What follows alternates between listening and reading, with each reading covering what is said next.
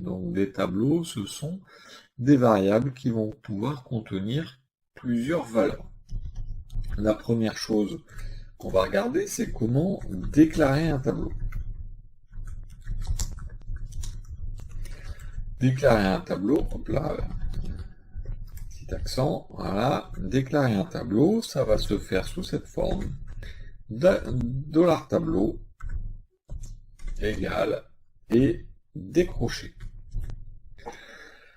Maintenant qu'on a vu comment déclarer un tableau, il faut qu'on sache comment on met des valeurs dedans. Donc des valeurs, je vais mettre par exemple bonjour, je vais mettre 15, je vais mettre true,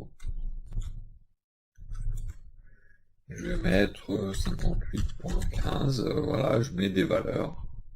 Donc pour déclarer un tableau, c'est assez simple.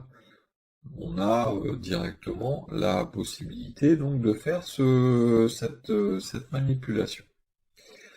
Ensuite, ce qu'on va pouvoir faire éventuellement à partir de là, c'est ajouter ou supprimer des valeurs à l'intérieur. Donc tout d'abord, on peut ajouter des valeurs et on va commencer par l'ajouter au début, à la fin, pardon. On va faire à la fin et on va faire ce qu'on appelle un push. Faire un push, c'est utiliser une fonction qui va ajouter en toute dernière place la valeur qu'on souhaite, ou les valeurs. On va regarder. Et donc, les fonctions de gestion de tableau sur PHP commencent par array la plupart du temps. Et la première qu'on va voir donc s'appelle arrayPush. Cette fonction arrayPush, comme le dit la documentation, nous dit d'abord quel est le tableau sur lequel on veut intervenir. Eh bien, pour moi, c'est $tableau. Et ensuite, en deuxième partie, là où les valeurs qu'on veut ajouter. Et donc, par exemple, je vais dire, tiens, je veux ajouter fin. Et dire, je veux ajouter 89 en deuxième valeur. Donc, j'ai la possibilité, comme ça, de rajouter plusieurs valeurs. Maintenant, si je dois en ajouter qu'une seule, il y a une écriture alternative et qui est conseillée par la documentation. Eh bien, cette écriture alternative, c'est celle-ci, $tableau, crochet, égale, fin. Donc une fois que vous avez fait ça, vous pouvez éventuellement souhaiter ajouter au début du tableau, c'est-à-dire avant bonjour. Et bien là, c'est par l'intermédiaire donc d'une fonction qui s'appelle unshift. Cette fonction unshift, il n'y a qu'une seule écriture, c'est array unshift. On passe le tableau et on passe la valeur. Soyons fous, je vais mettre début. Supprimer les valeurs.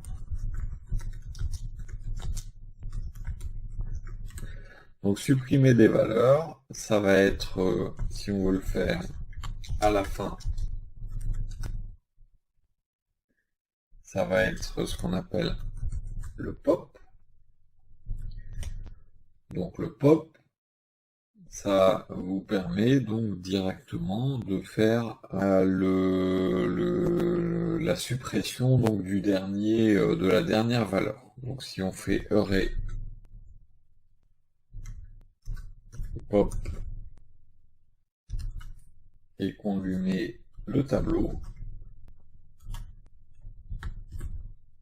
vous allez avoir directement la dernière valeur qui va disparaître.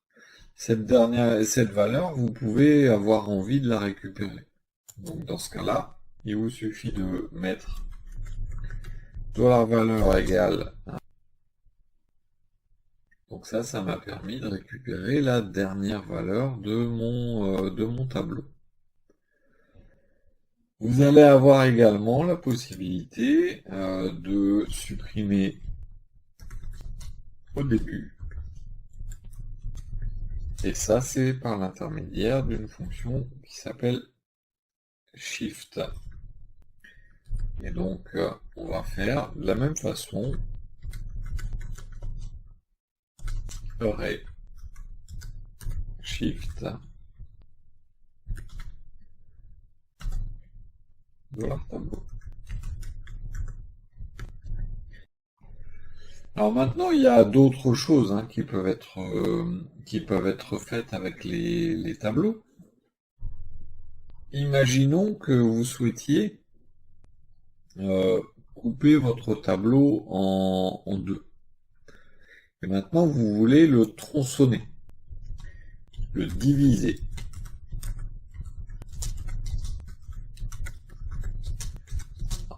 En plusieurs parties.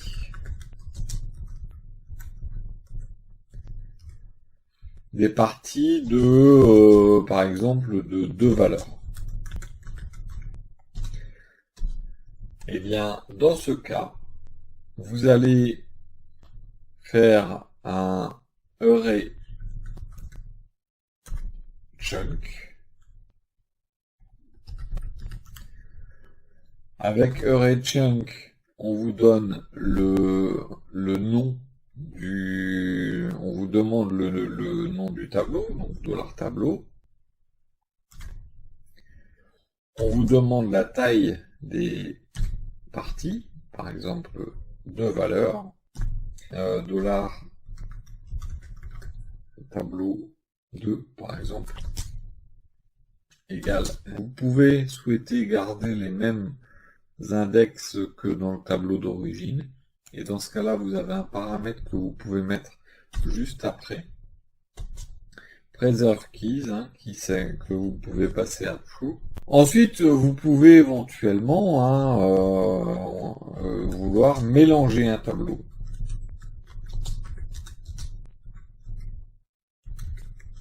De façon aléatoire. Donc là, ce que je vais faire, je vais reprendre mon tableau. Hop là. Et de façon aléatoire, vous pouvez souhaiter mélanger votre tableau. Eh bien, c'est avec la fonction qui s'appelle shuffle. Shuffle, vous lui mettez votre tableau. Donc ça, c'est la partie, on va dire, tableau simple.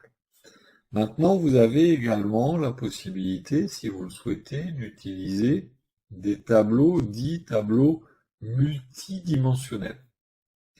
Donc ce que je vais faire, c'est que je vais créer une nouvelle variable que je vais appeler tableau multi. Et je vais déclarer un tableau, et donc de la même façon. Mais ce que je vais faire, c'est que pour un souci de lisibilité, je vais aller à la ligne, et vous allez voir ce que je vais faire. Je vais créer ici, je vais écrire nom. Je vais mettre une double flèche, donc c'est égal supérieur, égal supérieur, et je vais marquer Gambier. Ensuite, je vais mettre prénom. Je vais mettre une double flèche et je vais mettre Benoît.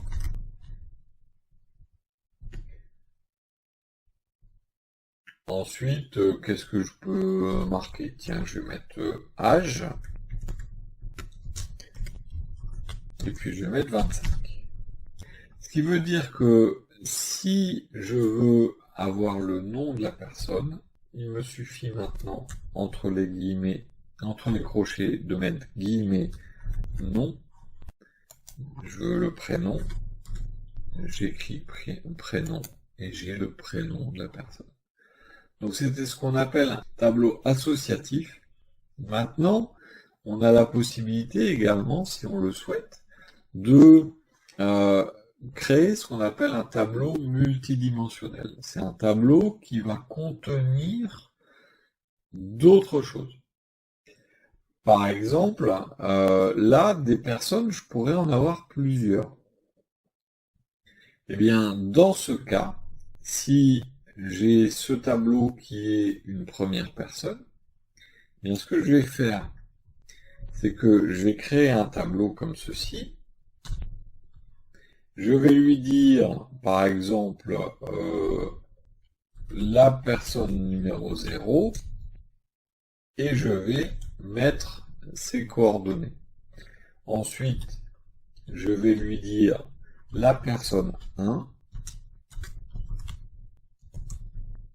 et je vais mettre d'autres coordonnées. Vous aurez remarqué que j'ai mis une virgule ici après le tableau. Donc ça veut dire que si je veux accéder au nom de la deuxième personne, il va falloir que je lui dise d'aller d'abord dans l'index 1, puis avec un autre jeu de crochets, d'aller chercher le nom. Donc vous avez les tableaux simples, qui sont de toute façon des tableaux dits associatifs, puisqu'il y a une étiquette systématiquement d'index. Mais là, donc ça, c'est ce qu'on appelle un tableau associatif, ici, puisque vous associez des index avec des noms, des valeurs.